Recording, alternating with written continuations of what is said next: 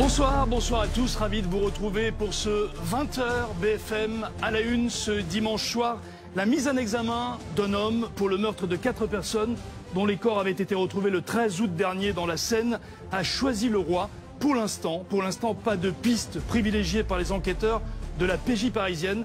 Dans le 20h BFM, nous serons au Palais de justice de Créteil et nous en parlerons avec nos spécialistes et nos invités. Les grands défis de François Bayrou, il doit faire passer un budget avec la pression de la rue le 10 septembre prochain et le risque d'une motion de censure au Parlement à la fin du mois. Demain, conférence de presse, câlinothérapie du Premier ministre. Nous verrons si le Premier ministre François Bayrou a encore des marges de manœuvre. Je reçois à 20h45 François Calfon, député européen PS Place Publique, et Éléonore Carrois, députée Ensemble pour la République.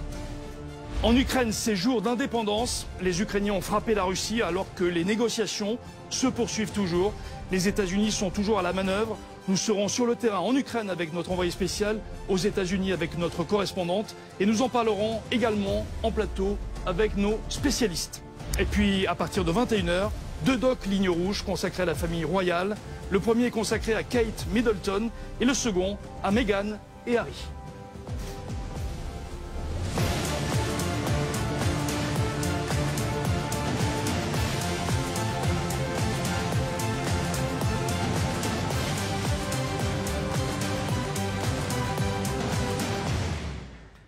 On commence donc par cette affaire absolument incroyable, celle de ces 4 cadavres qui avaient été retrouvés sans vie dans la Seine à Choisy-le-Roi le 13 août dernier. Pendant 15 jours, c'était le mystère et tout s'est rapidement accéléré au cours des derniers jours. Un homme a été placé en garde à vue pendant 96 heures. Il n'a quasiment rien dit aux enquêteurs de la PJ parisienne qui le soupçonnent pourtant d'être à l'origine de leur mort. Avant d'en parler en plateau avec notre spécialiste Boris Karlamov, voici le rappel des faits avec Kylian Chaput, Marine Roux et Baptiste Deveau.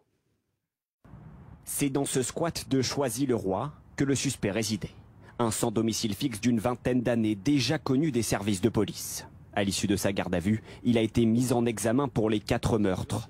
Devant le magistrat instructeur, l'homme a gardé le silence. Maintenant, ce sera le travail des enquêteurs d'essayer d'éclairer un éventuel mobile. Je rappelle qu'évidemment, il est présumé innocent en l'état et qu'il a contesté les faits pour effectivement une partie de la garde à vue et pour le reste, il a gardé le silence. Le suspect est soupçonné de 4 homicides. Selon les enquêteurs, il connaissait 2 des victimes. Abdallah, 21 ans, sans domicile fixe de nationalité algérienne, disparu fin juillet. Sur des photos, il apparaît aux côtés du mis en cause. Deuxième connaissance, Amir, 26 ans, lui aussi disparu fin juillet. Ce Tunisien fréquentait le même squat que le suspect. Pour l'heure, seul un lien matériel a été établi avec les 2 autres victimes. L'une s'appelait Samy, de nationalité algérienne, disparue le 7 août. Dernier corps identifié, celui de Franz, 48 ans, un homme français qui n'a plus donné de nouvelles depuis le 11 août. Les victimes ont été découvertes dans la Seine, dans une zone fréquentée de Choisy-le-Roi. Une ville calme pour les habitants. 4 cadavres au même endroit, dans une petite ville comme Choisy, c'est étonnant, ça fait peur. Très étonné parce que c'est un quartier relativement calme. J'ai jamais entendu depuis que je suis là, ça fait bientôt 3 ans, ce genre de problème en fait. Donc ouais, c'est pas du tout rassurant là. À ce stade, les enquêteurs étudient plusieurs pistes, notamment celle du crime homophobe. L'une des victimes fréquentait une zone proche du squat, connue pour des rencontres homosexuelles éphémères. Une information judiciaire pour meurtre en concours a été ouverte, le suspect placé en détention provisoire. Et on en parle en plateau avec Boris Karlamov. Bonsoir Boris. Bonsoir, vous suivez l'affaire pour BFM TV. Un homme mis en examen, donc après 96 heures de garde à vue, la mise en examen pour meurtre en concours et il a été placé en détention provisoire. Absolument, après 4 jours de garde à vue et l'ouverture d'une information judiciaire du chef de meurtre en concours, on va rappeler que c'est une infraction plutôt rare qui désigne donc des crimes commis en série sans qu'aucune condamnation ne soit intervenue entre eux. Ce suspect il a donc été placé en détention provisoire ce soir après sa mise en examen. Il a été interrogé pendant de longues heures dans le cadre d'un interrogatoire de première comparution dans le bureau du magistrat instructeur à Créteil et il a exercé son droit en silence. Même attitude que lorsqu'il a été placé en garde à vue. Il n'a livré aucun aveu, n'a fait aucune explication quant aux faits qui lui sont reprochés. Ce que l'on sait de lui, eh bien, c'est qu'il subsiste un doute sur sa réelle identité, puisque lui-même s'est présenté comme Ahmed Ben Ali, né à Oran, en Algérie, le 6 septembre 2000. Oui, mais voilà, son identité n'a pas été confirmée par les enquêteurs qui le soupçonnent de s'appeler en réalité Monji et qui serait donc de nationalité tunisienne et non algérienne, comme il a prétendu au début de cette garde à vue. Seule certitude aujourd'hui, eh bien, il habitait dans un squat au bord de Seine, à Choisy-le-Roi, tout près du lieu de la découverte des corps. Il va donc ce soir passer sa première nuit en prison. En parallèle de cela, les investigations vont se poursuivre puisqu'il reste encore beaucoup de questions sans réponse dans ce mystérieux drame qui s'est noué il y a maintenant 10 jours. Boris Karlamov, service police-justice de BFM TV. On en parle avec mon invité Marc Rolland, capitaine de gendarmerie et porte-parole de l'association Gendarmes et Citoyens. Bonsoir. Merci d'être en ligne avec nous pour BFM TV. Les enquêteurs, donc, cet après-midi, notamment, et au cours des jours qui ont précédé, ont eu devant eux un homme qui a gardé le silence. Mais l'enquête s'est accélérée grâce à des moyens incroyables mis en place sur le terrain. Tout à fait. Depuis quelques temps, depuis quelques années, le droit au silence est un droit, je dirais, de nature constitutionnelle, celui de ne pas s'auto-incriminer. En cela, il peut résulter d'une stratégie individuelle prise sur décision partagée avec l'avocat ou alors en stratégie à plus long terme dans le cas de la procédure. En tout cas, aujourd'hui, l'enquête judiciaire s'appuie sur d'autres outils que cet aveu qu'on recherche tant, à savoir les éléments de police technique et scientifique notamment. Merci capitaine d'avoir été en ligne avec nous sur BFM TV et on vous retrouve évidemment à 20h30 pour une grande page qui sera consacrée à cette affaire sur BFM TV. À tout à l'heure. Demain, ce sera la rentrée pour le Premier ministre, conférence de presse de François Bayrou à partir de 16h.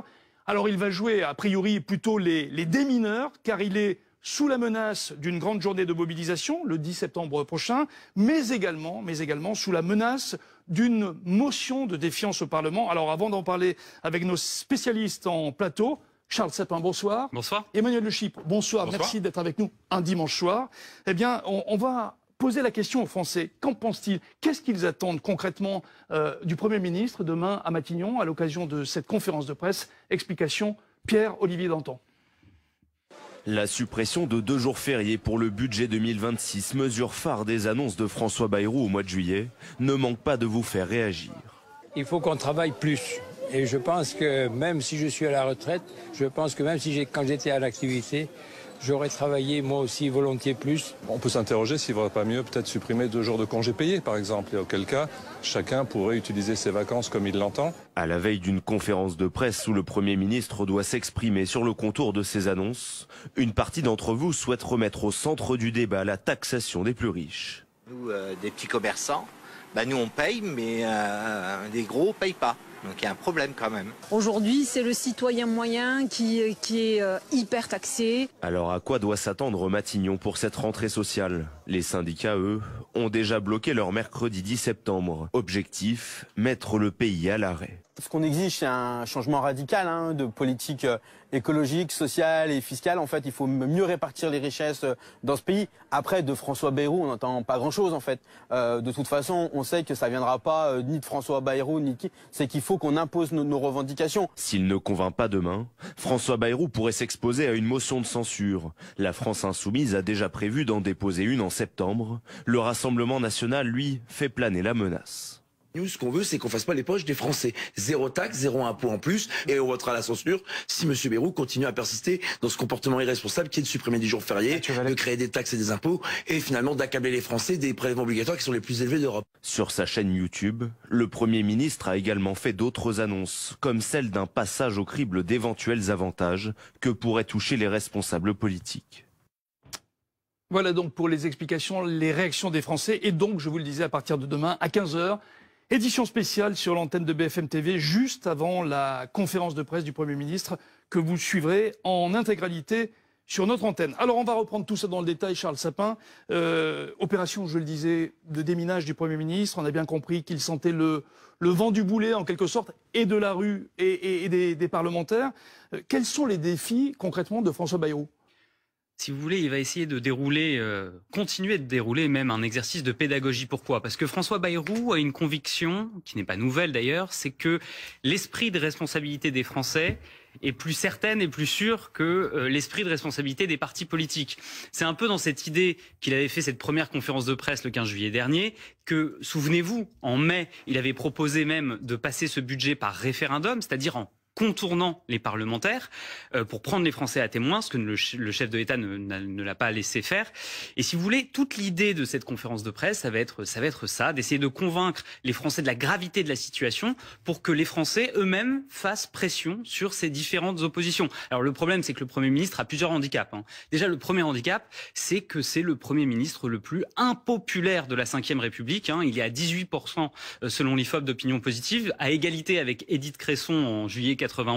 Le problème, c'est que le messager, forcément, a des conséquences sur le message, donc ça va être dur pour lui de convaincre. Ensuite, second handicap, on voit dans les différents instituts de sondage, vous avez 70% de Français qui sont favorables au mouvement Bloquons tout, ce qui prouve le chemin est très long. Vous avez plus de 80% des Français qui sont contre la suppression de 2 jours fériés. Et enfin, dernier handicap, quand bien même par miracle, François Bayrou arriverait à convaincre les Français de la nécessité de ce budget, ce n'est pas les Français qui seront appelés à voter pour ou contre une censure à l'automne prochain, ce sont les partis politiques et plus particulièrement le Parti socialiste ou le Rassemblement national.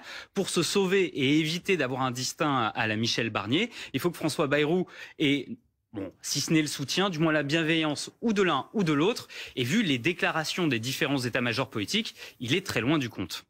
Emmanuel de Chypre, vous êtes également avec nous en plateau ce soir pour commenter le volet économique. On le sait, le Premier ministre est à la recherche de 44 milliards. Voilà. Il dit ce déficit, c'est inacceptable, donc je veux des sous et tout de suite.